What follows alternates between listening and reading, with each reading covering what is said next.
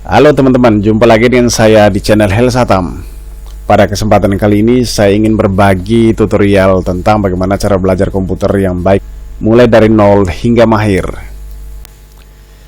Jadi sebelum kita belajar bagaimana cara mengoperasikan komputer, yang pertama kita harus pahami dulu nama dan fungsi dari perangkat-perangkat yang terdapat pada komputer tersebut. Baik, sebelum kita ke materinya, kita intro dulu.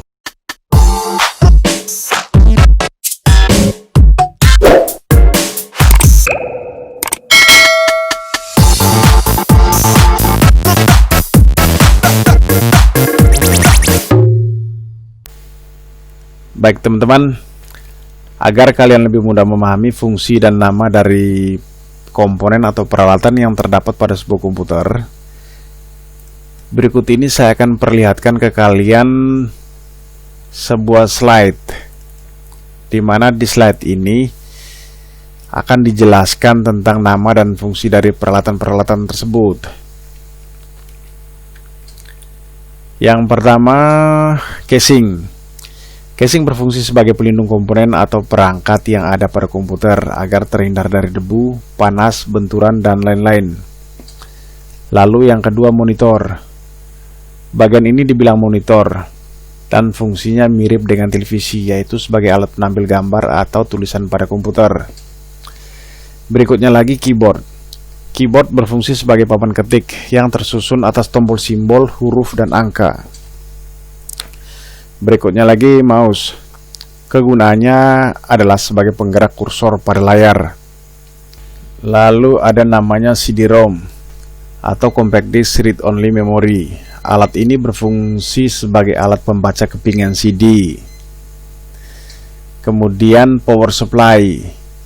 Power supply adalah sebuah komponen yang berfungsi untuk mengubah arus AC menjadi DC. Dalam sebuah komputer, power supply sangat dibutuhkan. Jadi kalau alat ini rusak, maka komputer tidak bisa hidup. Kemudian ada kipas atau cooler. Kipas atau cooler berfungsi untuk mendinginkan perangkat-perangkat dalam komputer, sehingga komputer bisa bekerja lebih stabil. Ada lagi yang namanya prosesor. Nah, berbicara tentang prosesor, kalau diibaratkan dengan manusia, maka prosesor adalah otaknya. Alat inilah yang mengontrol seluruh aktivitas komputer sehingga mampu mengeluarkan objek visual pada layar monitor. Lalu kemudian RAM atau Random Access Memory. Inilah perangkat yang berfungsi menyimpan data sementara, mempercepat pemrosesan informasi, dan masih ada lagi fungsi-fungsi yang lainnya.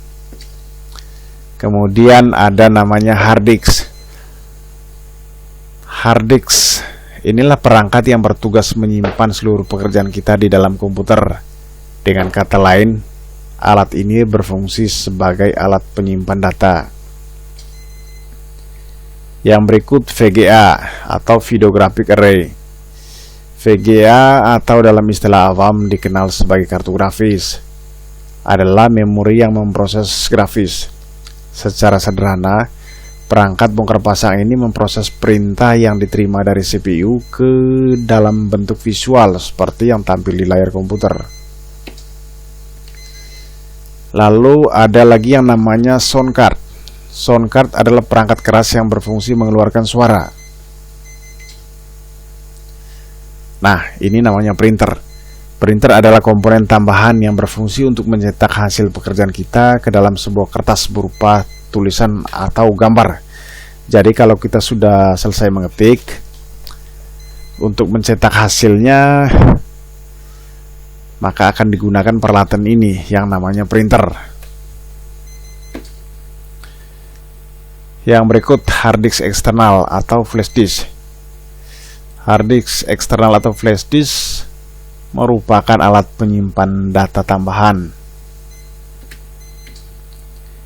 Yang terakhir, speaker.